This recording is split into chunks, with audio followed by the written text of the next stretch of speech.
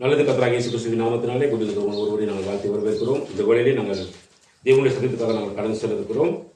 யோவான் புத்தகம் 10ஆம் அதிகாரம் 1வது வசனத்தை நாங்கள் ஒருக்க வாசிப்போம். மெய்யாகவே மெய்யாகவே நான் உங்களுக்கு சொல்லுகிறேன், ஆட்டு தொழுவத்துக்குள் வாசல் வழியாய் பிரவேசியாமல் வேறு வழியாய் ஏறுகிறவன் கள்ளனும் கொள்ளைக்காரனுமாய் இருக்கிறான். இரக்கமுள்ள நல்ல ஆண்டவரே, நன்றியோடு நாங்கள் துதிக்கிறோம், ஸ்தோத்திரிக்கிறோம். உடைய பரிசுத்த ஆவியானுடைய பிரசன்னம் எங்கள் ஒவ்வொரு விதத்தோடு உண்மை குறித்து நாங்கள் அறிந்து கொள்வதற்கு எங்களுடைய இருதயங்களை நீங்கள் திறந்தருளும்படியாக நாங்கள் ஜெபிக்கிறோம். இந்த செய்தியை கர்த்தாவே வலைதளங்களில் எங்கள் எல்லாரும் கேட்கிறார்களோ அவர்கள் யாவரையும் கர்த்தாவே நீங்கள் குடும்பமாய் ஆசீர்வதித்து அவர்களை பலப்படுத்தும்படியாக நாங்கள் ஜெபிக்கிறோம். உமக்கு முன்பதாக ஆண்டவரே ஐயா, தேவ பயம் உள்ளவர்களாக கர்த்தருக்கு பயந்து தீமையை விட்டு விலகி நன்மையான காரியங்களை மாத்திரம் செய்வதற்கு ஒருவரை ஒப்புக் கொடுக்கத்தக்கதாக தேவன் கிருபை செய்கிறார். வசனத்தை கேட்குள்ளாய் மாத்திரமல்ல, அதன்படி செய்கிறவர்களாயும் நீர் ஒவ்வொருவரையும் நடத்தும்படியாக நாங்கள் ஒப்புவிக்கிறோம். நீங்களே பொறுத்தவரை அவர்கள் நடத்துங்க. இயேசு கிறிஸ்துவின் தூய நாமத்தில் ஜெபிக்கிறோம் எங்கள் ஜீவனோட நல்ல பிதாவே, ஆமென். இன்னைக்கு நாங்கள் பார்க்கிறோம், நீ பிழைக்க வேண்டுமானால், உனக்கு பிழைப்பு உண்டாயிருக்க வேண்டுமானால் உனக்காக இயேசு கிறிஸ்து சாக வேண்டும். நீ பிழைக்க வேண்டுமானால் உனக்காக இயேசு கிறிஸ்து என்ன செய்ய வேண்டும்? சாக வேண்டும். இந்த பகுதியில் தான் நாங்கள் பார்க்க போறோம். சாரி, நாங்கள் இந்த வசனத்தை நாங்கள் பார்க்கிற பொழுது இங்கே அப்போ நாங்கள் பார்க்குற இந்த 10ஆம் அதிகாரத்தினுடைய 1வது பகுதி நாங்கள் பார்க்குற பொழுது இது 9ஆம் அதிகாரத்தினுடைய கடைசி பகுதியினுடைய ஒரு தொடக்கமாக தான் இந்த பகுதி இருக்கிறது. இது யூதர்கள் மத்தியில் பார்த்தீங்கன்னா பரிசேயர் சதுசேயர் அப்படின்னு சொல்லப்படுகிறதான அவர்கள் மத்தியில் தான் இந்த காரியங்களை கர்த்தராகிய இயேசு கிறிஸ்து பேசிக்கொண்டிருக்கிறார். அப்போ அவளது பேசும் பொழுது அவர் சொல்லும் பொழுது ஒரு உவமையாக, அதாவது நீங்க பார்த்தீங்கன்னா ஆண்டவராகிய இயேசு கிறிஸ்து கூடுதலாகவே பேசுகிற பொழுது அவருடைய சீடர்களோடு கூட அவர் பேசுகிற பொழுது என்ன செய்வார் பார்த்தீங்கன்னு சொன்னா, அவர் மெயினா உவமைகளை பயன்படுத்துவார். இப்போ நிறைய ஏதோ ஒரு ஒரு ஒரு பொருளை கொண்டோ அல்லது விலங்கினங்களை கொண்டோ இல்லாட்டி ஒரு தேசத்தை கொண்டோ அப்படி ஏதாவது ஒரு ஊமையாக பேசுகிறது கர்த்தருடைய வழக்கமாக இருந்தது. அப்போ இதுவும் ஒரு ஊமையாக தான் நீங்க பேசுகிறார். பேசும்பொழுது அவர் எப்படி பேசுறாரு பார்த்தீங்கன்னு சொன்னா, அப்ப உண்மையாகவே மெய்யாகவே நான் உங்களுக்கு சொல்லுகிறேன். அப்ப இயேசு கிறிஸ்து அந்த முன்னால் இருந்துதான் யூத ஜனங்களுக்கு அவர் பேசுகிற பொழுது, நான் உங்களுக்கு சொல்லுகிறேன், ஆட்டு தொழுவத்துக்குள் வாசல் வழியாய் பிரவேசியாமல். அந்த ஆட்டு தொழுவம் என்றால் ஆண்டவராகிய இயேசு கிறிஸ்து மென்ஷன் பண்றதான அந்த ஆட்டு தொழுவம் எது என்று அவர் பேசுகிறார் அப்படின்னு பார்க்கக்குள்ள தெளிவா பேசுகிறார். இஸ்ரவேல் ஜனங்களை குறித்து பேசுறார். அப்ப இஸ்ரவேல் ஜனங்கள் ஒரு தொழுவம், அந்த இஸ்ரவேல் நாடுங்கிறது ஒரு தொழுவமாக இருக்கிறது. அந்த நாட்டுக்குள்ள இருக்கிறதான ஜனங்கள் எல்லாம் தேவனுடைய ஆடுகளாக மந்தைகளாக இருக்கிறார்கள் என்றும், அந்த ஆடுகள் கிட்ட வாரதுக்கு சரிதானே ஒரு கள்ளத்தனமா வர வேண்டிய அவசியம் இல்லை. அந்த ஆடுகளுக்கு சொந்தமானவர்கள் அங்க நேரடியாவே வரலாம் அப்படிங்கிற ரீதியில ஆண்டு பேசுகிறார். அப்படி பேசுகிற பொழுது சொல்றா அப்ப ஆட்டு தொழுவத்துக்குள் வாசல் வழியாய் பிரவேசியாமல் வேறு வழியாய் ஏறுகிறவன் கள்ளனும் கொள்ளைக்காரனுமாய் இருக்கிறான். அப்ப தொழுவம் ஒன்று இருந்தா உங்களுக்கு தெரியும், சுற்றி இந்த வீடு மாதிரி வச்சுக்கிறீங்களே, இப்படி ஃபுல்லாவே சுத்தி வேலி அடைக்கப்பட்டு ஒரே ஒரு வாசல் மட்டும் அதுக்கு வச்சிருப்பாங்க. எதுக்கு அப்படின்னு சொல்லி பார்த்தீங்கன்னு சொன்னா, அந்த வாசல் வழியாக தான் எங்க போவாங்கன்னு சொன்னா அந்த ஆட்டு தொழுவத்துக்குள்ள போவாங்க. சாணி இப்படிதான் இஸ்ரவேல் தேசத்தை நீங்க போயிட்டு பாத்தீங்கன்னா அப்படித்தான் இஸ்ரவேல் போறதுக்கு ஒரே ஒரு பாதை தான் வச்சிருப்பாங்க. அப்படித்தான் அவங்க போக்குவரத்து இன்னைக்கு வரைக்கும் வச்சிருப்பாங்க. அப்ப அந்த இஸ்ரவேல் ஜனங்கள் எல்லாம் யார் அப்படின்னு சொல்லி பாத்தீங்கன்னா, ஆபிரகாமுடைய தேவனும் யாக்கோபின் தேவனும் ஆபிரகாம் ஈசாக்கு யாக்கோபின் தேவனும் ஆகிய தேவனுடைய ஒரு பெரிய ஒரு சந்ததிகளாக இருக்கிறாங்க. யாரும் இந்த இஸ்ரவேல் கூட்டத்தார். அப்ப அந்த இஸ்ரவேல் கூட்டத்தாரிடத்துல இயேசு கிறிஸ்து வரும்பொழுது அவர் எப்படி சொல்ற அப்படின்னு சொன்னா, நான் கொள்ளைக்காரனாக உங்க மத்தியில வரல, நான் உங்களுக்கு சொந்தமானவனாகத்தான் அந்த உலகத்தில் உங்களுக்குள்ள இணைஞ்சிருக்கேன், நான் வந்திருக்கிறேன் அப்படிங்கிறார். உங்களுக்குள்ள சொந்தக்காரனா வந்திருக்கிறேன், நான் வாசல் வழியாக தான் உள்ள வந்தேன், நான் கொள்ளைக்காரனாக நான் என்ன செய்யணும் உங்களுக்குள்ள என்ன செய்யல வரவில்லை என்று சொல்லி அந்த ஜனங்களுக்கு ஊமையாக என்ன செய்யறாரு அதை பேசுகிறார். நல்ல கவனி. அப்ப இந்த கொள்ளைக்காரர்கள், இந்த கள்ளர்கள் அப்படின்னா அவங்க எப்படிப்பட்டவங்க சொல்லி பார்த்தீங்கன்னா, இந்த இஸ்ரவேல் ஜனங்களுக்கு இருந்ததான ஒரு மிகப்பெரிய ஒரு காரியம் என்னன்னா, அவங்களுக்கு மோசே மூலமாக நியாயப்பிரமாணம் கொடுக்கப்பட்டது. அப்போ மோசே மூலமாக நியாயப்பிரமாணம் கொடுக்கப்பட்ட உடனே அந்த நியாயப்பிரமாணத்தின் பாதையில தான் நாங்கள் நடப்போம், இப்படிதான் நாங்கள் இருப்போம் அப்படின்னு சொல்லி அந்த நியாயப்பிரமாணத்தினுடைய கொள்கைகளை மக்களுக்கு கற்றுக் கொடுத்து கொண்டிருக்கின்றதான இந்த இந்த அதாவது நீங்க பரிசேயர் சதுசேயர் சொல்லப்படுகிறதா இந்த ஜனங்கள் என்ன பண்ணாங்க, என்ன சொன்னாங்க பார்த்தீங்கன்னா, இவங்க அதை கற்றுக் கொடுத்து நடத்துற பொழுது இந்த ஆடுகள் எல்லாத்தையும், அதாவது இஸ்ரவேல் ஜனங்கள் எல்லாம் ஒரு அடிமைத்தனமான ரீதிக்கு நடத்தி கொண்டு போய்கிட்டு இருக்கிறாங்க. எப்படி நடத்திட்டு போயிருக்கிறாங்க? அடிமைத்தனமாக நடத்தி கொண்டு போறாங்க. அப்ப அடிமைத்தனமாக நடத்தி கொண்டு போகிற பொழுது இப்ப அவங்க என்ன செய்யறாங்க அப்படின்னா, எதுக்காக அடிமைப்படுத்தணும் அப்படின்னா, அவங்களுக்கு சுய லாபம், அதாவது அவங்க சுய லாபம், சுய நலம் கருதி அவங்களுக்கு இவங்க மூலமா கிடைக்கக்கூடிய அநேகமான வருமானங்களுக்காகவே தான் அந்த அந்த காரியத்தை அவங்க பண்ணிட்டு இருக்கிறாங்க. அப்ப அதான் ஆண்டவர் இயேசு கிறிஸ்து முன் வச்சு காண்பிக்கிறார். இங்க நீங்க பாத்தீங்கன்னா, இங்க ஆலயத்துல மிருகங்களை, பறவைகள் எல்லாம் கொண்டு பழி செலுத்துறதுக்கு கொண்டு வந்து ஜனங்கள் கொண்டு வந்து கொடுக்கறது கூட நீங்க என்ன பண்றீங்கன்னு சொன்னா, வியாபார கூடமாக என்னுடைய வீடு எல்லாருக்கும் ஜெப வீடு, எல்லாருக்கும் ஜெப வீடுன்னு சொல்லப்பட்டிருக்கிறது. ஜெப வீடை படு மோசகரமான நிலைமைக்கு நீங்க என்ன செஞ்சு விட்டீங்க? ஆளை செஞ்சு விட்டீங்க. எல்லாம் வியாபார ஸ்தலமாக மாத்தினீங்கன்னு சொல்லி தான் ஆண்டவர் இயேசு கிறிஸ்து ஒரு இடத்துல கோவப்பட்டு சவுக்க உண்டு பண்ணி என்ன பண்ண இடத்தை அடிச்சு பிரட்டி சகலத்தையும் துரத்தி விடுவாங்க. ஏன்னா அந்த அளவுக்கு இவங்களோட வேலை உள்ளுக்கு இருக்கும். அப்போ உதாரணம் இப்போ வெளியில இருந்து போறவங்க அங்கே போயிட்டு ஒரு ஒரு பறவை வாங்கணுமா இருந்தால் காசை கொடுத்து வாங்குவாங்க. அந்த காசை கொடுத்து வாங்கினா அந்த காசை விலை கூட வச்சு விற்பாங்க. வித்துட்டு அதை கொண்டு போயிட்டு நாங்கள் பழி செலுத்திட்டோம்னு சொல்லிட்டு அந்த பழி செலுத்தப்பட்ட கொண்டு போன இடத்துல அந்த பழி செலுத்தாம அந்த மறுபடியும் வியாபாரத்துக்கு என்ன விட்டுருவாங்க. அந்த அந்த அந்த பறவைகள் அனுப்பிடுவாங்க. அப்படியான வேலையெல்லாம் அவங்க செஞ்சிருக்கிறாங்க. பயங்கரமான காரியங்கள் அந்த சபையில் நடந்துச்சாங்க. அந்த நாட்கள் சாலமோன் கட்டிருக்காங்க தேவாலயத்தில். அப்பதான் ஆண்டவர் இயேசு கிறிஸ்து சரியான மாதிரி கோவப்பட்டு தான் அந்த காரியங்கள்ல அவர் அப்படின்னா ஏசுவார். அப்ப இந்த ஜனங்களுக்கு சொல்லும் பொழுது சொல்றா உங்களை அடிமைப்படுத்துறாங்க. இவங்க தங்களுடைய சொந்த வாழ்க்கையினுடைய வருமானத்துக்காக, அவங்களுடைய உயர்வுக்காக உங்களை எல்லாம் அவங்க என்ன பண்றாங்கன்னு சொன்னா பலிகடாய்களாக உங்களை வச்சிருக்கிறாங்க. பொதுவா நமக்கு தெரியும், ஆடுகளை மேய்க்கிறவங்க, ஆடு வளர்க்குறவங்க என்ன செய்வாங்க? ஆடுகள் இருந்து புரோஜனம் எதிர்பார்ப்பாங்க. அப்ப ஆடுகள் இருந்து புரோஜனத்தை எதிர்பார்க்கிற பொழுது என்ன செய்வாங்க அப்படின்னா, ஆடுகள்ல பால் எடுக்கிறது. இப்ப நம்ம நாட்டில் தான் ஆடுகளுக்கு பால் மட்டும்தான் எடுப்போம்.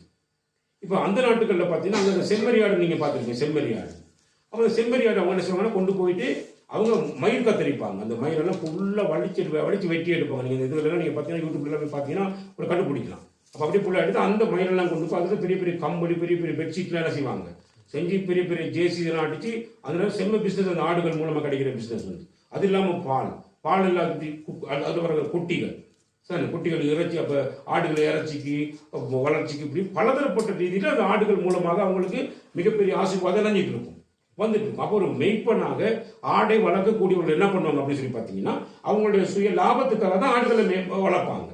அப்ப ஆண்டவர் இயேசு கிறிஸ்து இந்த ஆடு என்ற சொற்பதத்தை இங்கே பயன்படுத்தி அவர் பேசுகிற பொழுது இஸ்ரவேல் ஜனங்களை அங்க இருக்கிற இஸ்ரவேலர்கள் என்ன பண்றாங்க அப்படின்னா, அவங்க தங்களுடைய சுய லாபத்துக்காக அவங்களை போட்டு என்ன செய்றாங்க, வதை முகாமில் வச்சு வதைக்கிற மாதிரி அவங்க ஒரு தொழுவத்தை மாதிரி உங்களை வச்சு அப்படி உள்ளுக்கே வச்சுட்டு நியாயப்பிரமாணத்தின் கொள்கைகள் இப்படித்தான் இருக்குன்னு சொல்லி உங்களை எல்லாம் போட்டு ஏமாத்தி இப்படியான கஷ்டத்தின் பாதையில உங்களை வழிநடத்தி கொண்டிருக்கிறாங்கிறத மிக தெளிவாக. அப்ப எப்படி சொல்றாரு சொன்னா, இவங்க கள்ள உபதேசத்தை கொண்டு வந்திருக்கிறாங்க, பொய்யான போதகத்தை உங்களுக்கு போதிக்கிறாங்க, இதன் மூலமா உங்களை எல்லாரும் என்ன செய்றாங்க, அவங்க அடிமைப்படுத்தி வச்சிருக்கிறாங்க அப்படின்னு சொல்லி ஆண்டவர் இயேசு கிறிஸ்து மிக தெளிவாக அங்க பேசுகிறார். சாமி, அடுத்த 2வது வசனத்தை வாசிங்க. வாசல் வழியாய் பிரவேசிக்கிறவனோ ஆடுகளின் மெய்ப்பனாய் இருக்கிறான். இப்ப நல்ல கவனிங்க. 1வது வசனத்துல அவர் சொல்லும் பொழுது எப்படி கள்ளனும் கொள்ளைக்காரனும் என்ற ரீதியில அந்த இஸ்ரவேல் ஜனங்கள் இருக்கக்கூடியதான என்ன சொல்றது, பரிசேயர்கள், சதுசேயர்கள், வேத பாரகர்கள் அவங்க பேர் வச்சுக்கிறார். எப்படி சொன்னா அவங்க கள்ளர்களும் பல்லர்களும் கொள்ளைக்காரர்களுமாக இருக்கிறாங்கன்னு சொல்லி அவங்களுக்கு ஒரு பேரை வச்சுட்டாங்க. இப்ப திரும்ப 2வது வருஷம் சொல்லும் பொழுது வாசல் வழியாய் அப்படின்னு என்ன அர்த்தம்? வாசல் வழியா என்ன அர்த்தம் அப்படின்னா, ஒரு அதிகாரத்தோடு என்னுடைய மந்தை, என்னுடைய ஜனங்கள், என்னுடைய ஆடுகள் அப்படின்னு சொல்ற ஒரு விசேஷித்த பாசத்தோட உள்ள வருகிறவங்க எப்படி வருவாங்க அப்படின்னு சொல்லி பாத்தீங்கன்னா, அவங்க வாசல் வழியாக உள்ள வருவாங்க. அப்ப களவெடுக்கிறவங்களுக்கு சில என்ன சொல்றது அவங்க கிட்ட சில பண்பாடுகள் இருக்கும். என்ன பண்பாடுகள் அப்படின்னு பாத்தீங்கன்னா, 10ஆம் வசனத்தை வாசிங்க. திருடன் திருடவும் கொல்லவும் அழிக்கவும் வருகிறானே. திருடனுடைய விஷயம் என்ன அப்படின்னா, அவன் திருட வருவான், கொல்ல வருவான், மற்ற அழிக்க வருவான். அப்ப திருடனுக்கு 3 விதமான கொள்கைகள் இருக்கு. அப்ப அவன் என்ன செய்ய வருவான்? திருடுவான், கொல்லுவான், அழிச்சிட்டு போயிடுவான். இது திருடனுடைய நோக்கம். அப்ப இந்த 3 விதமான காரியத்தையும் இந்த மெய்ப்பர்கள் அல்லாதவர்கள் என்ன பண்ணிட்டு இருக்கிறாங்கன்னா செஞ்சிட்டு இருக்கிறாங்க. நானும் உங்கள் நடுவில் உங்களை மேய்க்கக்கூடிய உங்களுக்கு சொந்தக்காரராகிய ஒரு மெய்ப்பனாக உங்கள் மத்தியில் நினைஞ்சிருக்கேன். நான் வந்திருக்கிறேன்னு சொல்லி தன்னை குறித்து ஆண்டவர் வந்து வெளிப்படுத்தி காண்பிக்கிறார். அப்ப அப்படி அடுத்து காண்பிச்சதுக்கு பிறகு சானே அப்ப 3வது வசனத்துல சொல்றார் வந்து வாசிங்க. வாசலை காக்கிறவன் அவனுக்கு திறக்கிறான். வாசலை காக்கிறவன் அவனுக்கு திறக்கிறான். அப்ப இந்த வாசல், அப்ப இது நல்லா கவனிங்க, ஒரு மனிதனை குறித்து ஆண்டவர் இவ்விதமாக பேசுறாரு. எப்படின்னு பாத்தீங்கன்னா, ஒரு மனுஷன் வந்து அநேக போதனைகளினாலே தன்னுடைய வாழ்க்கையை வந்து என்ன செஞ்சுக்கிறான்னு சொல்லி பார்த்தீங்கன்னா, தனக்கு தானே சூனியம் வச்சுக்கிற, தனக்கு தானே சூனியம் வச்சுக்கிற மாதிரி ஒரு விஷயம் அப்படின்னா, எல்லாம் கெட்ட கெட்ட பேச்சுவார்த்தைகளை கேட்டு துன்மார்க்கருடைய ஆலோசனைக்கு என்ன செய்யக்கூடாது. எப்பயும் அதான் அடிக்கடி வேதத்தில் பட்டு கொடுக்கும்போது சங்கீதம் 1ஆம் அதிகாரம் மிகவும் முக்கியம். நம்ம கர்த்தரை நோக்கி போகணும் மாதிரி தான் நம்ம துன்மார்க்கருடைய ஆலோசனைக்கு என்ன செய்யக்கூடாது. இப்போ நான் அடிக்கடி உங்களுக்கு சொல்கிற விஷயம், உனக்கு சத்துரு வந்து உன் வீட்டாரே, உனக்கு சத்துரு உனக்கு எதிரி எங்கே இருப்பான்னு சொன்னால் எங்கே இருப்பான்? வீட்டுக்குள்ளே இருப்பான். இப்போ இன்னைக்கு நீங்கள் கவனிச்சிங்கன்னா, இப்போ ஒரு பிரச்சனை நடக்கும்போது புருஷன் மூலமாக ஒரு பிரச்சனை வரும், மனைவி மூலமாக ஒரு பிரச்சனை வரும், பிள்ளைகள் மூலமாக ஒரு பிரச்சனை செய்யும் வரும். இந்த 3 விதமான பிரச்சனைகளும் நம்ம வீட்டுக்குள்ளே தான் வரும். இப்போ புருஷனுக்கு பிடிக்காதது பொன்னாடிக்கார செய்யும் போது புருஷனுக்கு கோபம் வரும்.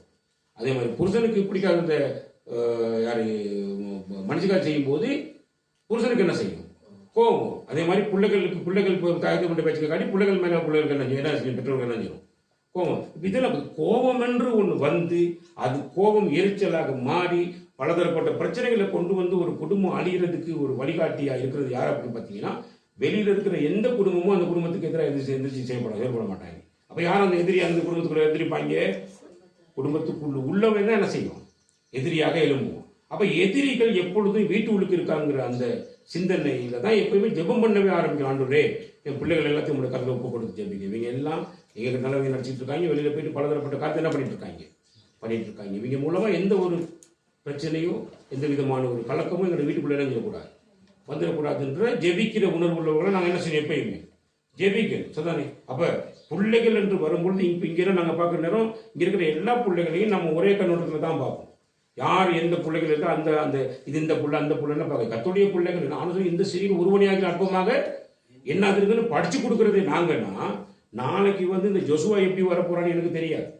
ஆகவே நான் அவன் அற்பமாக என்ன செய்யறாரு, என்ன முடியாது. அப்போ நாளைக்கு கர்த்தர் ஒருவேளை யாரை எப்படிலாம் கொண்டு வர போறான்னு எங்களுக்கு தெரியாது. ஏன்னா கர்த்தர் ஒரு மனுஷன் அழைக்கிறது தாயின் கருவிலே தோன்றும் முன்பதாகவே பெயர் சொல்லி அழைச்சாலும் ஒரு சின்ன குழந்தைய கூட அவர் அழைச்சிருக்கிறாரேங்கிற பயம் எங்ககிட்ட இருக்கணுமா?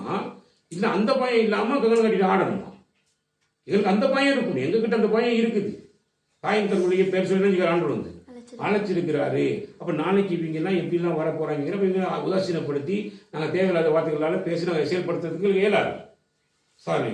அப்போ நாங்கள் இங்கே இடத்துல பேசுகிற பொழுது இப்போ நான் இங்கே வர்ற எல்லா சபை விசுவாசி பிள்ளைகளுக்கு நான் வந்து ஒரு உரிமையோட தான் நான் நினைக்கிறேன். நான் அப்போ எங்களுக்கு அந்த உரிமை இருக்கிற அப்படின்னா நாங்கள் பேசுகிறோம் அப்படின்னு சொல்லி, அப்போ உரிமை இல்லாதவர்கள்னு சொல்லி எங்களை சுட்டி காட்டும் போது நாங்கள் அந்த உரிமையை விட்டுருவோம். அப்படி அதுக்கப்புறம் அவங்க மேலே நாங்கள் உரிமை என்ன செய்ய மாட்டோம், எடுக்க மாட்டோம்.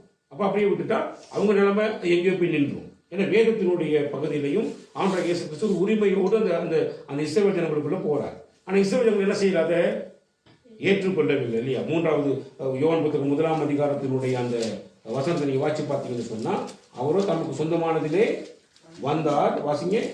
அவர் தமக்கு சொந்தமானதினாலே வந்தார், அவருக்கு சொந்தமானவர்களோ அவரை ஏற்றுக்கொள்ளவில்லை. அவர் சொந்தமானவர்கள் சொந்தத்துக்குள்ள வருகிறார். ஆனா சொந்தமானவர்களோ அதை என்ன செய்யல, அவரை ஏற்றுக்கொள்ளவில்லை. அப்ப அவரை புறக்கணிச்சாங்க. இன்றைக்கு வரைக்கும் அதுதான் எல்லாத்துக்கும் நடக்கிறதான ஒரு சம்பவம். அப்ப இந்த இடத்துல ஆண்டவராகிய இயேசு கிறிஸ்து சொல்றாரு வந்து, இப்ப திருடர்களுக்கெல்லாம் சில கொள்கைகள் இருக்கு. அவங்க திருடுவாங்க, அடுத்தது என்ன செய்வாங்க, கொல்லுவாங்க, மூணாவது என்ன பண்ணுவாங்க, அழிப்பாங்க. இது அவங்களுடைய நோக்கம். இப்படித்தான் உங்களை இவங்க எல்லாம் வச்சு என்ன பண்ணிட்டு இருக்காங்க, அடிமைப்படுத்தி வச்சிட்டு இருக்கிறாங்க. ஆனா வாசல் வழியாய் ஒருவர் உள்ளே பிரவேசிப்பான்னா அவன் தான் ஆட்டுக்கு சொந்தக்காரனா இருப்பான் அப்படின்னு சொல்லி அவர் சொல்லிட்டு சொல்றாரு வந்து, 3வது வருஷத்துல வாசலை காக்கிறவன் அவனுக்கு திறக்கிறான். இப்ப ஒவ்வொரு மனிதனுடைய இருதயத்துக்கும் வந்து ஒரு ஒரு ஒரு பெரிய ஒரு ஒரு என்ன சொல்றது வந்து இந்த பெரிய பெரிய கோட்டைகளுக்கு வச்சிருப்பாங்க, பெரிய பெரிய கதவுகள். அது ஒரே ஒரு கதவு தான் இருக்கும். அந்த கதவை வச்சு கோட்டை வாசலை மூடிட்டாங்கன்னு சொன்னா கோட்டை வாசலை திறக்கல. லேசில் அது திறக்கிறதுக்கே நீங்க பார்த்தீங்கன்னா பெரிய பெரிய ஆரவாரத்தோட பெரிய பயங்கரமான இதுகள்லாம் வச்சுட்டு அப்படித்தான் திறப்பாங்க. அவ்வளோ பலமான ஒரு கதவை தான் போட்டிருப்பாங்க. இந்த கோட்டை வாசலுக்கு போட்டிருப்பாங்க. நீங்கள் இந்த சினிமா படங்கள் பார்க்குற நேரம் நீங்கள் பார்த்தீங்கன்னா அது பெரிய பெரிய ராஜாக்களுடைய அந்த இதில் வரும்போது அந்த பெரிய பெரிய கோட்டைகளை குறித்து நீங்கள் காட்டியிருப்பாங்க. அப்போ அதெல்லாம் நீங்கள் பார்க்கணும். சார் இப்போ நல்ல கவனி. அப்போ அப்பா உங்களுக்கு அந்த வாசல் எவ்வளோ பெரிய வாசல்னு சொல்லி அப்படி இருக்கும், அந்த வாசல் வைக்க முடியாது. அந்த மாதிரி தான் ஒரு மனுஷன் தன்னுடைய வாழ்க்கையை ஒரு கோட்டை வாசலை போல தன்னுடைய இருதயத்தை இறுக்கி வச்சிருப்பான். எப்படின்னா அது இப்போ வேத வசனம் இவ்வளவுதான் போதிச்சாலும் கர்த்தருடைய வசனத்தில் போதிக்கிறவங்க அவங்களோட வாழ்க்கை முறைகள் என்ன மாதிரி, அவங்க நம்மளுக்கு என்ன படிச்சு கொடுக்குறாங்க, சரி நீங்கள் நாசமாக போட்டு படிச்சு கொடுக்குறாங்களா, இல்லை நீங்கள் ஆசீர்வாதமாக இருங்கன்னு படிச்சு கொடுக்குறாங்களா, உங்களுக்கு என்ன செய்ய விரும்புகிறாங்கிறது எல்லாத்தையும் நமக்கு தெரிஞ்சிருந்தாலும் நம்ம அதை கேட்டிருந்தாலும் நம்ம இருதயத்தை எப்படி அடைச்சி வச்சிருப்போம் அப்படின்னா, நம்மகிட்ட ஏகப்பட்ட துன்மார்க்கர்கள் சொல்றது எல்லாத்தையும் கேட்டு கேட்டு கேட்டு கேட்டு இதெல்லாம் உள்ள என்ன செஞ்சோம், குப்பைக்குழி மாதிரி போட்டு இதெல்லாம் உள்ள போட்டு நிறைச்சி வச்சுட்டு நாங்க ஒரு கூட்டை போட்டு அடைச்சி வச்சிருக்கோம். அப்ப நல்ல கவனிங்க. அப்ப அடைச்சி வைக்கிற வாசலை திறக்கிறதுக்கு ஒரு வல்லமை தேவை. ஒரு கோட்டை வாசல் மூடிக்கிற அந்த கோட்டை வாசல் திறக்கிறதுக்கு ஒரு ரட்சகர் தேவை. அப்ப நீங்க பார்த்தீங்கன்னா ஒரு படையோட போயிட்டு ஒருத்தர் என்ன செய்வார், அந்த அந்த அந்த அந்த கோட்டை வாசல் திறக்கிறதுக்கு முயற்சி செய்வாங்க இல்லையா? நீங்க பார்த்தீங்கன்னா சில இடங்கள் நீங்க பார்க்கலாம். அப்ப எப்படி செய்வாங்க? இப்போ ஆண்டவராக இயேசு கிறிஸ்து ஒரு மனிதனுடைய இருதயத்தை திறக்கிறதுக்காக அவர் வல்லமை பொருந்தினவராய் அவர் சில காரியத்தை செய்யறதா இருந்தா அது அவர் செய்யறதில்லை, இயேசு கிறிஸ்து செய்ய மாட்டார். நல்லா இயேசு கிறிஸ்து என்ன செய்ய மாட்டாரு, செய்ய மாட்டார். மாறாக அந்த இயேசு கிறிஸ்து தான் அந்த ஆடுகளுக்கு சொந்தக்காரர். அவர்தான் தனது சொந்தமானதுக்குள்ள வந்தார். அவர் காணாமல் போன ஆடுகளை இஸ்ரவேலிடத்துல தேடி கண்டுபிடிக்கும்படியாக வந்தார் அப்படின்றதான ஒரு மிகப்பெரிய உணர்வை அந்த மனிதனுடைய இருதயத்துக்குள்ள கொண்டு போய் சேர்க்க வேண்டிய மிகப்பெரிய ஒரு பொறுப்பு வேலையை செய்யறது யார் அப்படின்னு சொன்னா பரிசுத்த ஆவியானவர் செய்வார். அப்ப வாசலை காக்கிறவர் பரிசுத்த ஆவியானவர். அப்ப அதாவது வாசலை காக்கிறவன் அவனுடைய சொந்த அலுவல்களால் போட்டு தனக்கு கிடைச்சதான எல்லா விதமான மெசேஜஸையும் எடுத்து இப்போ எல்லா செய்திகளும் எடுத்து கண்டவங்களை எடுத்துட்டு இந்த செய்தியெல்லாம் எடுத்து இதுதான் உண்மையாக இருக்குமோ தனக்கு தானே ஒரு ஒரு ஒரு ஒரு கூடாரத்தை போட்டு அப்படி இறுக்கி மூடி வச்சுட்டு உள்ளுக்கு இருப்பான். அப்போ நல்ல கவனிங்க. அப்போ அப்படிப்பட்ட எப்படின்னு கேட்டால் ஒரு வட்டத்தை போட்டு அது உள்ளுக்கு இருந்துட்டு வெளியில் வரக்கூடிய எந்த நன்மையும் என்ன செய்ய மாட்டான் அவனுடைய வாழ்க்கையில் அவன் உணர மாட்டான். அதை அறிந்து கொள்வதற்கு அவன் வாய்ப்பு கிடைக்காது. ஏன்னா அவன் தன்னைத்தானே என்ன படிக்கிறான், தன்னைத்தானே அடக்கி ஆளுகை செய்துக்கிறான். இன்னொருத்தருடைய இன்னும் பல பேருடைய மனிதனுடைய சத்தத்துக்கு செவி கொடுத்து அதுபடி இங்கே நடந்து கொடுக்குறாங்க. சரி, அப்ப அவங்களோட இருதயத்தை திறக்கணும் அப்படின்னா யார் திறக்கலாம்? வல்லமை பொருந்தினவர் திறக்கணும். அப்ப அந்த வல்லமை பொருந்தினவர் பரிசுத்த ஆவியானவர். அவர் தான் ஒரு மனுஷனுடைய இருதயத்தை என்ன செய்ய முடியும், திறக்க முடியும். அப்படி அவர் திறந்தா அவர் தான் போய் சொல்லுவார், வந்திருக்கிறவர் வேற யாரும் இல்லை. யாரு? உனக்காக தன்னுடைய ஜீவனையே கொடுக்கும்படியாக வந்திருக்கிறவர் இயேசு என்னும் கிறிஸ்து. இயேசு என்னும் கிறிஸ்து. நீ இயேசுவை மட்டும்தான் நீ போய் ரோமன் கத்திரிக்கையில பார்க்கலாம். உன்னால கிறிஸ்துவை என்ன செய்ய முடியாது, ரோமன் கத்திரிக்கையில போயிட்டு பார்க்க முடியாது. நீ இயேசுவை வேணும் இயேசு இயேசுன்னு சொல்லி ஏகப்பட்ட இதில் நீ போயிட்டு கத்திட்டு கிடக்கலாம். பல்லாயிரக்கணக்கான வருஷங்கள் போனாலும் உன் வாழ்க்கையில ஒரு நாள் விடுதலை வராது. ஏன்னா உனக்காக ஜீவனை ஒருத்தர் கொடுத்தாதான் நீ உயிரடையலாம். அப்ப உனக்காக ஜீவனை கொடுக்கிறவர் யார் அப்படின்னா இயேசு கொடுக்க வரல. யார் கொடுக்க வந்தது? கிறிஸ்து தான் கொடுக்க வந்தார். இயேசுவை கிறிஸ்து என்று பிரசங்கிக்கிற ஒரு சபையில மட்டும்தான் உனக்கு விடுதலை கிடைக்குமே தவிர நீ ரோமன் கத்தோலிக்கல நீ எங்க போய் சுத்தினாலும் உனக்கு என்ன செய்யாது, உனக்கு விடுதலை என்ன செய்யாது, உனக்கு கிடைக்காது. ஏன் அப்படின்னா உனக்கு இயேசுவை மட்டும்தான் தெரியும். ஆனா இயேசு யார் என்பதை அவருடைய சபை தான் என்ன செய்யும், அறிவிக்கும். அப்ப பரிசுத்த ஆவியானவர் என்ன செய்வார் என்ற வாழ்க்கையில செய்வார். அதான் சொல்ற வாசலை காக்கிறவர் திறந்தால் சானே அவனுக்கு திறக்கிறான். அப்ப வாசலை காக்கிறவன் அவனுக்கு திறக்கிறான் அப்படின்னு சொல்லி பார்த்தீங்கன்னு சொன்னா இப்ப எப்படி சொல்றாருன்னா இயேசு கிறிஸ்து தன்னை ஒரு மெய்ப்பனாக காண்பிக்கிறார்.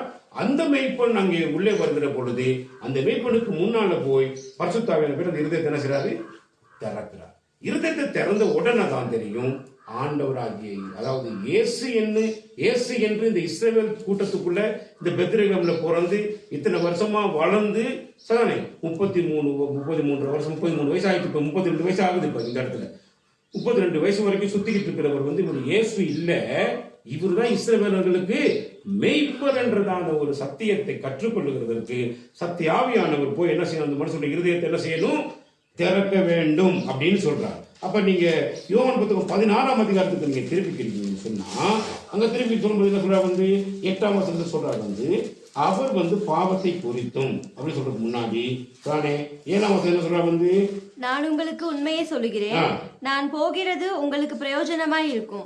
நான் போகாதிருந்தால் தேற்றரவாளன் உங்களிடத்தில் வரார். நான் போவேனே ஆகில் அவரை உங்களிடத்திற்கு அனுப்புவேன். தேற்றரவாளன் அப்படின்னு என்ன அர்த்தம் அப்படின்னா எங்களை வந்து எங்களை சரியான முறையில் தேற்றி நடத்துற என்ன அர்த்தம் வந்து நாங்கள் பலவீனப்படுகிற போதெல்லாம் எங்களை பலப்படுத்துகிறோம். எங்களுக்கு நாங்கள் தடுமாறுகிற போதெல்லாம் எங்களை அவர் நிமிர்ந்து நிற்க செய்கிறவர். சானே எங்களுக்கு எப்பொழுது துணையாளராக நின்று எங்களுக்கு வழிகாட்டியாக நின்று எங்களை சரியான பாதைக்கு நேராக எங்களை செயல்படுத்துகிற தெய்வம் யார் அப்படின்னு பார்த்தீங்கன்னு சொன்னால் அவர் வந்து பரிசுத்தாவி. அவர் நான் போயிட்டு அவர் அனுப்பணும், அதனால நான் அனுப்புகிறேன். அவர் வந்து என்ன செய்வார் சொன்னால் பாவத்தை குறித்தும் நீதியை குறித்தும் நியாய தீர்ப்பு குறித்தும் உலகத்தை கண்டித்து உணர்த்துவார்னு சொல்லிட்டு அதுக்கு பிறகு சொல்றாரு வந்து 14ஆம் வசனம் சொல்றாரு வந்து 13ஆம் வசனம் சத்திய ஆவியாகி அவர் வரும்போது சகல சத்தியத்துக்குள்ளும் உங்களை நடத்துவார். அப்ப சத்தியாவியானவர் ஒரு மனுஷனுக்குள்ள இல்லைன்னா அவங்க வந்து அப்ப சத்தியாவியானவரை பெற்றுக்கொள்ளுகிறதற்கு ஒரு மனிதன் தன்னுடைய இருதயத்தை திறக்கணுமா இருந்தா இருதயத்துக்குள்ள இருக்கிற குப்பையெல்லாம் முதல் அழுக்கள் அடிக்கடி பற்றி கொடுத்துருக்க இல்லையா, அழுக்கு எல்லாம் துப்புரவு பண்ணி எல்லாத்தையும் தூக்கி வீசிட்டு தான் உனக்குள்ள பரிசுத்தாவியனர் வருவார். அப்ப பரிசுத்தாவியனர் வந்தா உன்னைய வந்து சகல சத்தியத்துக்குள்ள என்ன செய்வார், அவரு நடத்துவார். அப்ப சகல சத்தியத்துக்குள்ள நடத்தப்பட்டிருக்கிற ஒரு நபராக இந்த இடத்துல நம்ம யாராவது இருந்திருக்கோம் அப்படின்னா நாம வந்து இயேசுவை கிறிஸ்துன்னு மகிமைப்படுத்துவோமா இல்ல கிறிஸ்துவ சும்மா இயேசுன்னு மகிமைப்படுத்துவோமா? எப்படி மகிமைப்படுத்திருப்போம்? அப்ப இப்ப கொஞ்சம் சத்தம் என்ன அப்படின்னா அங்க இன்னும் குப்பை குழி அழுக்கு அதிகமா நிறைஞ்சிருக்குது. அங்க பரிசுத்த ஆவியானவர் போய் இன்னும் என்ன செய்யல, ஒருத்தர் உன்னையுமே என்ன செய்யல, அங்க போய் ஒரு துப்புரவு பண்ணிடல. அவர் போய் பரிசுத்த ஆவியானவர் போயிட்டு இன்னும் வாசம் பண்ணல. அவர் வாசம் பண்ணிருந்தா சகல சக்தித்துக்குள்ள என்ன செஞ்சிருப்பார், நடத்தி இருப்பார். அவர் நடத்தாததுக்கு காரணம் என்னன்னா நீ இன்னும் இருதயத்தை என்ன செஞ்சிருக்கிற, நீ திறக்காம நீ என்ன செஞ்சிருக்க, அடைச்சு வச்சிருக்கிறாங்க. வல்லமை பொருந்தினவர் வந்து உன்னுடைய இருதயத்தை திறக்கிறதுக்கு நீ இன்னும் என்ன செய்யல, நீ இடம் கொடுக்கவில்லை. ஆகவேதான் உனக்கு இன்னும் சகல சத்தியமும் என்ன போதிக்கிட்டு உனக்கு என்ன செய்ய முடியல, கண்டுபிடிக்கிறதுக்கு முடியாம இருக்கிறாய். நல்ல கவனி. அப்ப தாம் கேள்விப்பட்டவைகளை யாவையும் சொல்லி வரப்போகிற காரியங்களை உங்களுக்கு அறிவிப்பார். வரப்போகிற காரியங்கள் ஒன்று இருக்குது. என்னது, நீங்க வந்து எப்பயுமே ஆராதிக்கிறத கூட புத்துக்குள்ள ஆராதனை ஆராதிக்கணும். நீங்க நன்றி அறிதல் உள்ளவர்களாக நீங்க என்ன செய்ய சமுத்திரம் நின்று அவரை நீங்க ஆராதிக்க வேண்டும். ஏன் அப்படின்னா அவர் தான் உங்க பாவங்களுக்காக மரித்தாரே தவிர இங்க இருக்கிற எந்த மேய்ப்பர்களும் உங்களுக்காக என்ன செய்யல, மறிக்கல. அவர் தான் உங்களுக்காக மரித்தார். உங்க பாடுகளை தான் அவர் சுமந்தார். சானே அது சுமக்கும் போது சாதாரண சுமக்கல, சிலுவையில தன்னுடைய வாழ்க்கை என்ன செஞ்சார், அவர் சுமந்தார். அது இதை சும்மா பேச்சுவார்த்தை சொல்லி எல்லாம் புரியாது. அந்த இடத்தை அனுபவிக்கிறவங்களுக்கு அதை பத்தி சிந்திக்கணும். எப்படி இருந்திருக்கும் அந்த அட்டி, எப்படி இருந்து ஒவ்வொரு அட்டியும் எப்படி இருந்திருக்கும் அப்படிங்கிறத சிந்திச்சு பார்த்தா தான் நான் செஞ்ச பாவத்தினுடைய விளைவுகள் எனக்கு என்ன செய்யும், புரியும். சானே அப்ப அப்படிப்பட்ட நிலைமையில் இருக்கக்கூடியதான சானே அந்த காரியங்கள்ல ஈடுபடுகிற பொழுது நான் யோசிப்பேன், ஆண்டவரே நீங்க எனக்காக இவ்வளவு பாடுகள் அனுபவிச்சிருக்கிறீங்க. செத்து அடக்கம் பண்ணப்பட்டு 3ஆவது நாள் உயிரோடு எலும்பி இருக்கிறார். எதுக்கு அப்படின்னு சொன்னா என்னையும் அவரோடு கூட கூட்டி கொண்டு போகும்படியாக எலும்பி இன்றைக்கு வரைக்கும் நம்மளோட கூட இணைஞ்சிருக்கார், அவர் அசைவாடி கொண்டிருக்கிறார். அப்ப அவர் என்னுடைய இதிலிருந்து எடுத்து உங்களுக்கு அறிவிப்பதினால் என்னை மகிமைப்படுத்துவார். அப்ப ஆண்டவராகிய இயேசு கிறிஸ்து என்ன சொல்றாருன்னா, பரிசுத்த ஆவியார் ஒரு மனுஷனுக்குள்ள ஒரு மனிதனுடைய இருதயத்தை அவர் திறப்பார்னு சொன்னா அந்த மனுஷன் என்ன செய்வான் அப்படி சொல்லி வாசிங்க 3ஆவது வசனத்தை, வாசலை காக்கிறவன் அவனுக்கு திறக்கிறான், ஆடுகளும் அவன் சத்தத்துக்கு செவி கொடுக்கிறான். பரிசுத்த ஆவியானவர் ஒரு மனிதனுக்குள்ள போய் இயேசுதான் கிறிஸ்து, அந்த கிறிஸ்து என்பவர் உனக்காக செத்ததினாலதான் நீ உயிர் வாழ்கிறாய் அப்படி என்றத ஒவ்வொரு மனிதனும் புரிந்து கொள்ளுகிற பொழுதுதான் அவன் என்ன செய்யலாம் அப்படின்னு சொன்னா இயேசு பேசியதான சத்தத்துக்கு அவன் என்ன செய்வான், செவி கொடுப்பான். அப்ப இயேசுவானவர் இந்த உலகத்தில் இருக்கும் பொழுது அவர் படிச்சு கொடுத்துட்டு இருந்தார், அவர் பிரசங்கிச்சு கொண்டிருந்தார். அந்த பிரசங்கித்த அத்தனை விஷயத்தையும் தான் அவருடைய அப்போஸ்தலர்கள் என்ன செய்யறாங்க, மறுபடி கொண்டு வந்து அந்த வேதாகமத்தில் கொண்டு வந்து எல்லா விஷயங்களும் அடுத்தடுத்து விரிவுரையாக்கி அதை படிச்சு கொடுக்குறாங்க. இப்ப நல்ல கவனி. அப்ப இயேசு கிறிஸ்து போதித்தவைகள் அவ்வளவும் அடுத்து வரப்போற நிருபங்கள் என்ன செய்யப்பட்டிருக்கிறது, விரிவுரையாக்கப்பட்டு கொடுக்கப்பட்டிருக்கிறது, நிருபங்கள் வழியாக கொடுக்கப்பட்டிருக்கிறது. அப்ப இயேசு கிறிஸ்து போதிக்கிறார், வரப்போகிற சகல காரியங்களையும் குறித்து போதிக்கிறார். அப்ப போதிக்கிற அத்தனை போதனைகளையும் கேட்டு சானே நடக்கிறவர்கள் யார் அப்படின்னு சொல்லி பார்த்தீங்கன்னா பரிசுத்த ஆவியானவருக்கு தன் இருதயத்தை திறக்கும்படிக்கு கொடுத்ததான அந்த மனுஷன் மட்டும்தான் என்ன செய்வோம் அப்படின்னா ஆண்டவர் தான் இயேசு அந்த இயேசு வந்து எனக்காக தான் கிறிஸ்துவாக வந்தார். கிறிஸ்துவினுடைய சத்தம் தான் இது. இந்த கிறிஸ்துவானவர் தான் எனக்கு நல்ல மெய்ப்பராக இருக்கிறான்னு சொல்லி யார் ஒருத்தர் அந்த மெய்ப்பரோட சத்தத்தை செவி கொடுக்குறாங்களோ அவங்க என்ன செய்வாங்கன்னா அவர் நடந்து போகிற வழியில அவங்க பின் சென்று நடப்பாங்க. எப்படி வசனம் சொல்லிக்குது? சத்தத்தை செவி கொடுக்கிறது. அவன் தன்னுடைய ஆடுகளை பெயர் சொல்லி கூப்பிட்டு அவர்களை வெளியே நடத்தி கொண்டு போகிறான். அப்ப என்ன நடக்குது? அப்ப அந்த ஆட்டுக்கு சொந்தக்காரன் தான் பேர் சொல்லி கூப்பிடுறான். அவனுக்கு தான் தெரியும் அங்க இருக்கிற ஆடுகளுடைய பேர் என்னன்னு சொல்லி. மற்றவங்களுக்கு யாரும் உள்ள பேர் என்ன செய்யாது, தெரியாது இல்லையா? பேர் சொல்லி கூப்பிட்டு அப்படிங்கிறார். அப்ப இங்க இருக்கிற தேவனுடைய சபையில தானே தேவ ஜனங்களை பேர் சொல்லி கூப்பிட வேண்டிய மிகப்பெரிய அதிகாரம் யாருக்கு அப்படின்னு சொல்லி பார்த்தீங்கன்னா மெய்ப்பனுக்கு. அப்ப மெய்ப்பன் வந்து கூட்டிட்டு போறதுக்கு தயார் நிலையில் இருக்கக்கூடியவர்கள் யார் அப்படின்னா பரிசுத்த ஆவியானவருடைய வல்லமைக்கு இடம் கொடுத்து பரிசுத்த ஆவியானவர்களாலே தன்னுடைய இருதயத்தை திறந்து கொடுக்க செய்து சரி தேவனுக்கு பயந்து வாழ்கிற வாழ்க்கை உள்ளவர்கள் மட்டும்தான் இயேசு கிறிஸ்துவுக்கு பின்னோக்கி போக முடியுமே தவிர அவங்க தான் பேர் சொல்லி அழைக்கப்படுவாங்க. அவங்க தான் இயேசு கிறிஸ்துக்கு பின்னால் என்ன செய்வாங்க, போவாங்க.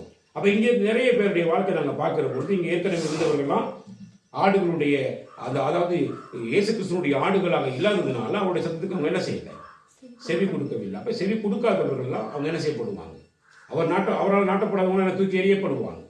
சார் இன்னைக்கு நடந்த சம்பவத்திலையும் கூட இவங்கெல்லாம் இங்கே சபையில நாட்டப்பட்டிருக்கிறது, பிதாவில் நாட்டப்பட்டிருந்தாங்கன்னா இங்கே இருப்பாங்க, என்னென்ன தூக்கி எறியப்படுவாங்க. அது என்னுடைய கண் முன்னால நடக்கும். சாரி, ஏன்னா எனக்கு அது தெரியும். நான் எல்லாவற்றையுமே நான் வந்து என்னுடைய வாழ்க்கை தேவன் எனக்கு அறிவிக்காம ஒரு விஷயத்தை என்ன செய்யறது, எனக்கு செய்ய மாட்டார் அப்படின்னா. சாரி, ஆகவே அது நடக்கும்.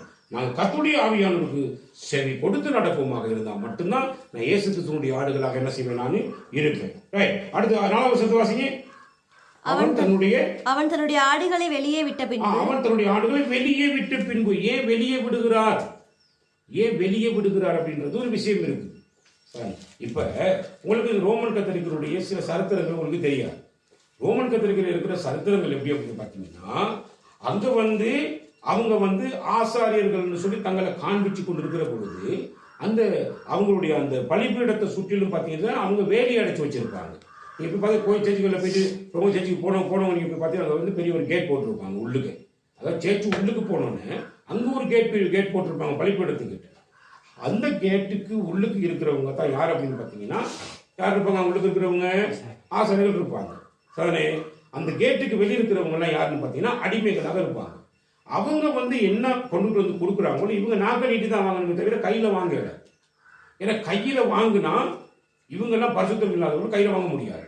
அப்போ கையில் எடுத்து கொடுக்குறவங்க தான் பரிசுத்தமானவர்கள். அப்போ இங்கிட்டு உள்ளவங்களாம் யாரு, அடிமைகள், பாவிகள், ஏமாத்துக்காரி, கல்லைங்க அப்படின்னு சொல்லி ஒரு லிஸ்ட்ல தான் வச்சிருப்பாங்க.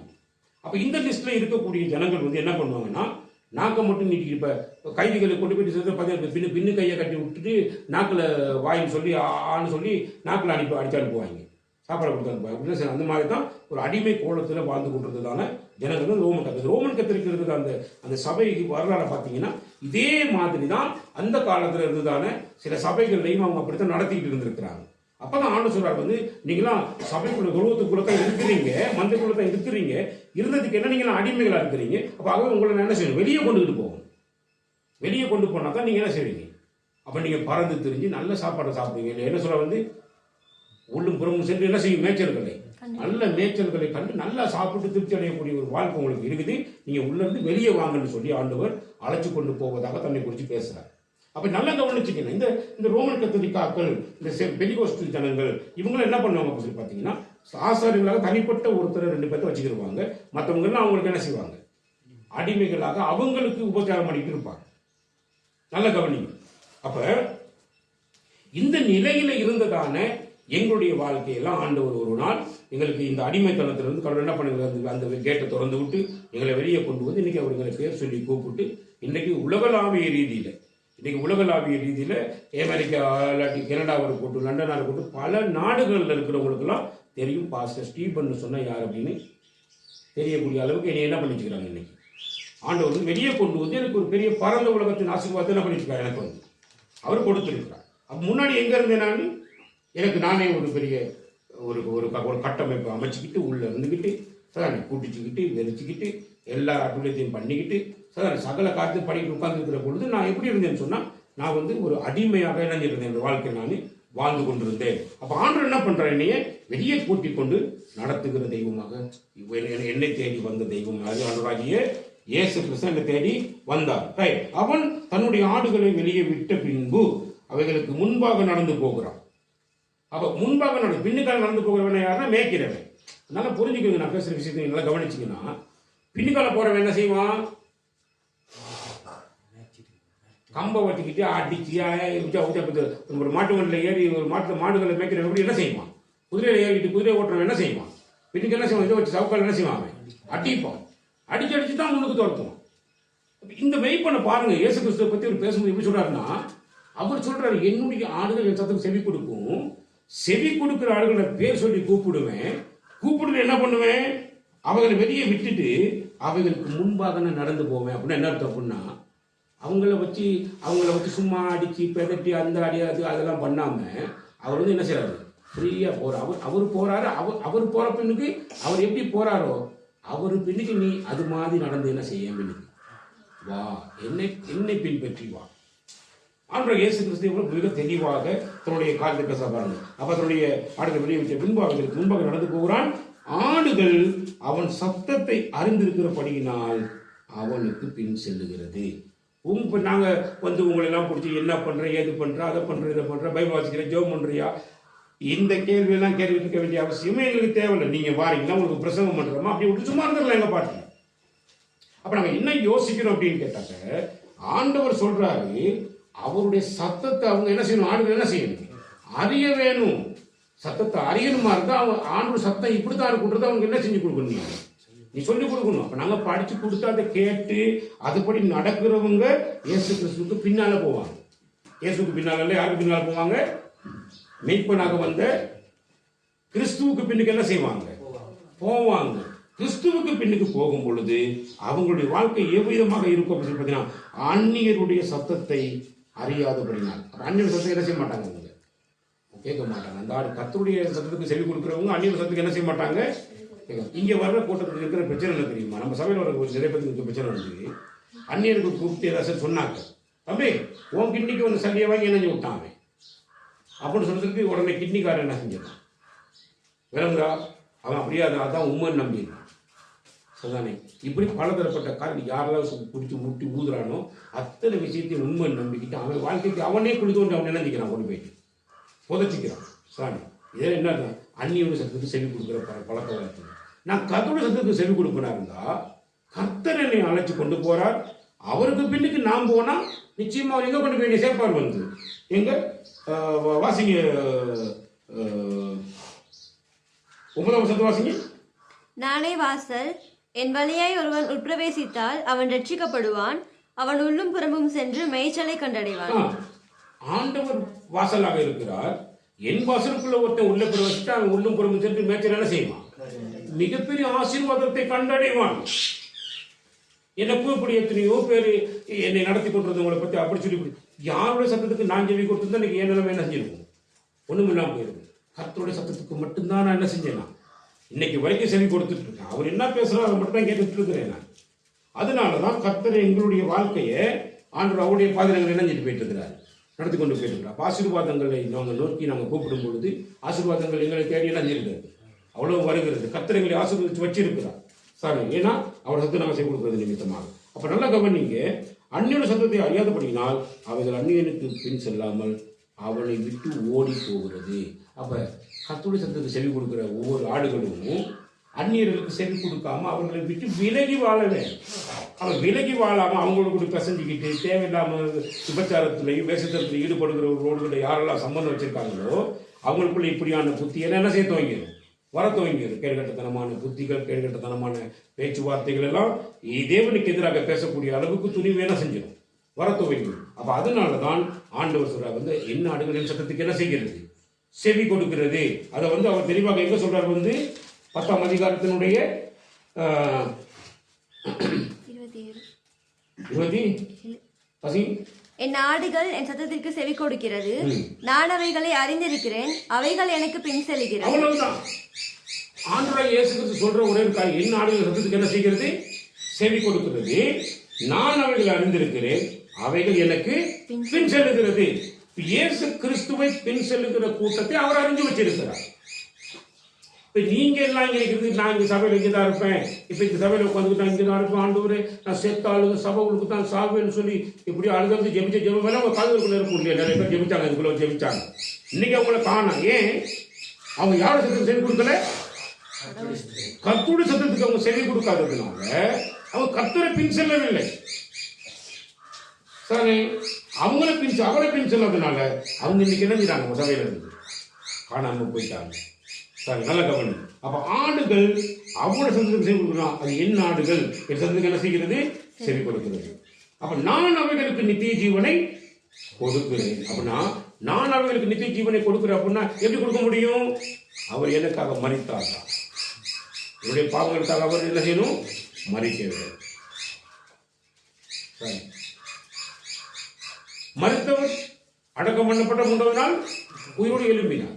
உயிரோடு எழும்பினவர் இன்னைக்கு எங்கள் மத்தியில் இருக்கிறார், அசைவாடி கொண்டிருக்கிறார். நல்லா கவனிங்க. இப்ப இந்த சாத்தானுடைய செய்கையை நல்லா கவனிச்சு பாருங்க.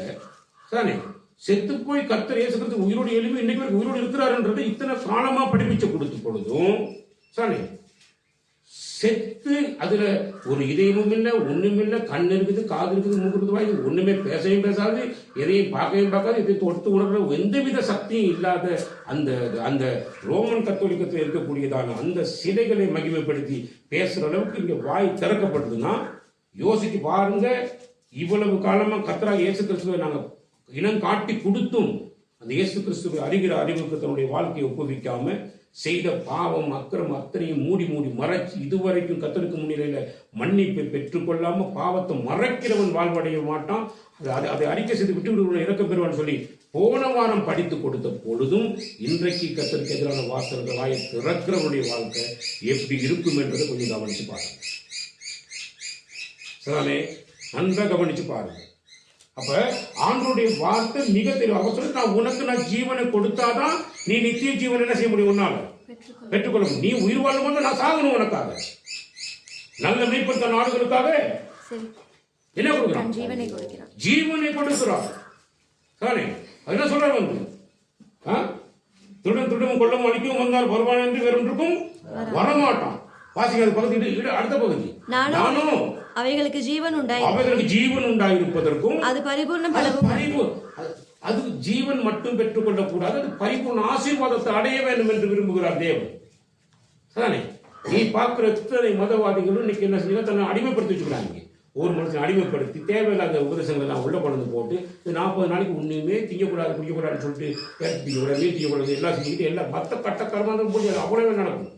அப்போ இதெல்லாம் ஒரு அடிமைத்தனம். நீ இப்படிலாம் இருக்கக்கூடாது, இப்படிதான் இருக்கணும். அடிமைப்படுத்தி பல தரப்பட்ட காரியங்களை சொல்லிக் கொடுத்து இந்த பண்டிகை இப்படி கொண்டாடு, அந்த பண்டிகை அப்படி கொண்டாடு, பண்டிகைகளுக்கெல்லாம் முகம் கொடுத்து முதலிடம் கொடுத்து நடத்தி கொண்டிருக்கிறவங்க யாருன்னு பார்த்தீங்கன்னா இந்த மாதிரியான மதத்தை சார்ந்தவர்களை செஞ்சுட்டு இருக்கிறாங்க.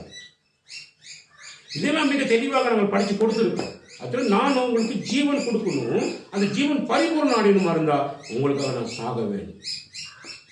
ஆடுகளாகிய உனக்கு என்ன செய்யணும்? நல்ல கவனிங்க. ஆடு வளர்க்கிறவனுக்கு ஆடுதான் தான் உயிரை கொடுத்து அவனுக்கு வைத்த நடக்க சாப்பாடு கொடுக்கணும். ஆடு வளர்க்கிறவன் தனக்கு ஒரு ஆடு தேவைன்னா அவன் ஆடை வெட்டி என்ன செஞ்சுக்கிறது? சாப்பிட்டுக்கிறவன். சரியா? அதுதான் நியதி இந்த உலகத்திலேயே. எங்க பார்த்தாலும் ஆடு எதுக்கு வளர்ப்ப மாட்டேன்? வெட்டி சாப்பிடுறதுக்கு வளர்ப்பான். ஆனா நம்முடைய ஆண்டவர் என்ன சொல்றாருன்னா அந்த ஆடுகளுக்கு நான் ஜீவனை கொடுப்பேன் அப்படிங்கிறார். அப்ப ஆடுகளுக்கு நான் ஜீவனை கொடுப்பேன்னு சொல்லும் பொழுது என்ன சொல்றாருன்னா உங்ககிட்ட இருந்து நான் எதையும் பெரும்படி வரவில்லை, உங்களுக்கு கொடுக்கும்படி வந்தேன் அப்படிங்கிறார். அப்ப சொல்றாங்க பொல்லாத உபதேசத்தை உபதேசிச்சு உங்ககிட்ட இருந்து புடுங்கி வாங்கி திங்கிறவங்க எல்லாம் யாரை சொல்லி பார்த்தீங்கன்னா உங்களை ஏமாற்றி வாங்கி தின்னுட்டு உட்காந்துருப்பான்,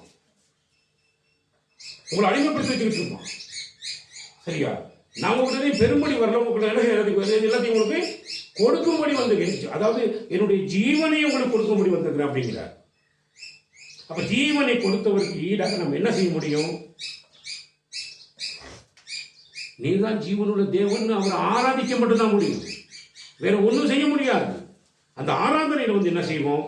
ஆண்டு நாமத்தை மையப்படுத்தி அவரை ஆராதிச்சு அவருக்கு நாங்க உழைக்கிறதான பணத்துல இருந்து அவருக்குரிய ஒரு முதல் பலனையோ ஒரு காணிக்கையாக நான் என்ன செய்யணும், அவருக்காக என்ன செய்யணும், செலுத்துகிறோம். எதுக்கு? அவருடைய ராஜ்யத்தினுடைய வளர்ச்சிக்காக என்ன செய்யணும், அந்த காரியத்தை நம்ம என்ன பண்ணிட்டு இருக்கோம், செஞ்சிட்டு இருக்கோம். சரி, அப்ப இந்த ஆராதனை பலியில நான் தேவனை எப்படி ஆராதிக்கிறேன் அப்படிங்கிறது, எப்படி ஆராதிக்கலாம்? என் உளப்பூர்வமாக, என்னோட உள்ளத்தின் மனப்பூர்வமாக, என் ஆண்டவரே எனக்காக ஜீவனை கொடுத்தவரே, நான் தான் உங்களுக்கு ஏன் ஜீவனை கொடுக்கணும், ஆனா ஏன் ஜீவனை நீங்க ஏற்றுக்கொள்ள மாட்டீங்க. ஏன்? நான் பரிசுத்தம் இல்லாதவன். என்னை பரிசுத்தப்படுத்துறதுக்காக நீங்க தான் உங்க ஜீவன் எனக்காக கொடுத்துருக்கிறீங்க. சரி, அப்ப எப்பயும் நல்லா படிச்சு பார்க்கும்போது மேய்ப்பர்கள் ஆடுகளை வெட்டி சாப்பிடணும். அப்ப ஆடுகள் தான் அந்த மேய்ப்பர்களுக்கு ஜீவனை கொடுக்கணும். ஆனா ஆண்டு இயேசு சொல்றாரு, ஊமையில பேசும்போது சொல்றா அந்த ஆடுகள்கிட்ட நான் அது விட்டு ஜீவனை கேட்கல, மாற ஆடுகளுக்கே நான் ஜீவனை கொடுக்கும்படி வந்தவன் தானா அப்படிங்கிறார். அப்ப ஆண்டவராகிய இயேசு கிறிஸ்து எவ்வளவு அருமையாக தன்னுடைய ராஜ்யத்தை குறித்து அவர் வெளிப்படுத்துவார்கள் பார்த்தீங்கன்னா, அவரை பற்றி பிடிச்சு கொள்கிறவன் நன்றி அறிதல் இல்லாதவனாக இருக்க முடியாது. புத்தி உள்ள ஆராதனை செலுத்த முடியாமல் இருக்க முடியாது. அவர் தேவ சமூகத்துக்கு வருகிறவன் நன்றி அறிதலோடு புத்தி உள்ள ஆராதனையை தேவனுக்காக என்ன செய்ய வேண்டும், அவன் செலுத்த வேண்டும். ஏன் அப்படின்னா, உனக்காக ஜீவனை கொடுத்தவர் ஆண்டவராகிய இயேசு கிறிஸ்து. நீ பார்க்கிற சிலையோ நீ பார்க்கிற சித்திரமோ உனக்காக ஜீவன் என்ன செய்யறது கிடையாது, கொடுத்தது கிடையாது. அதை மேன்மைப்படுத்துகிற எந்த நாவாக இருந்தாலும் கர்த்தர் உன்னை கடிந்து கொள்வார். உனக்காக நன்மையை செய்ய முடியாது, தீமையை செய்ய முடியாது இருக்கிறதான சிலைகளை மேன்மைப்படுத்தி பேசுறதுக்கு யார் வாயை திறந்தாலும் சரி, கர்த்தர் அவர்களை கடிந்து கொண்டு அவர்களது பூமியில இராதபடி நிர்மூலமாக்குவார். அதுதான் கர்த்தருடைய வேலை. வசனம் அப்படித்தான் சொல்லி இருக்குது. எரேமியா புத்தகம் 10ஆம் அதிகாரத்துக்கு திருப்பி நாங்கள் வசனத்தை வாசிச்சுட்டு முடிப்போம். எரேமியா புத்தகம் 10ஆம் அதிகாரம்.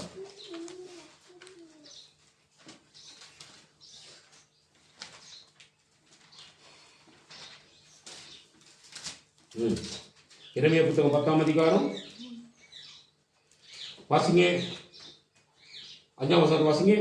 அவைகள் பனையை போல நெட்டையாய் நிற்கிறது, அவைகள் பேச மாட்டாதவைகள், அவைகள் நடக்க மாட்டாததினால் சுமக்கப்பட வேண்டும், அவைகளுக்கு பயப்பட வேண்டாம், அவைகள் தீமை செய்யக்கூடாது, நன்மை செய்யவும் அவைகளுக்கு சக்தி இல்லை என்று கர்த்தர் சொல்கிறார். கர்த்தாவே, உமக்கு ஒப்பானவன் இல்லை. உமக்கு ஒப்பானவன் யார்? உமக்கு ஒப்பானவன் இல்லையே. நீரே பெரியவர், உமது நாமமே வல்லமையில் பெரியது. ஜாதிகளின் ராஜாவே, உமக்கு பயப்படாதிருப்பவன் யார்? தேவனிற்கே பயப்பட வேண்டியது.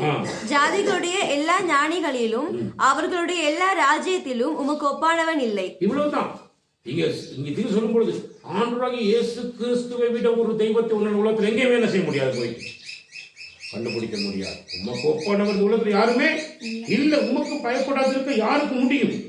அப்படி உமக்கு பயப்படாம இருக்கிற அளவுக்கு ஒருத்தருக்கு அந்த அளவு பெரிய வீரியத்தை கத்து என்ன செய்யற, அந்த மனுஷனுக்கு என்ன செய்யறான்னு அப்படி ஒரு வீரியத்தை கத்து அவனுக்கு என்ன செய்யல, கொடுக்கவே இல்லைன்னு சொல்றார். சரி,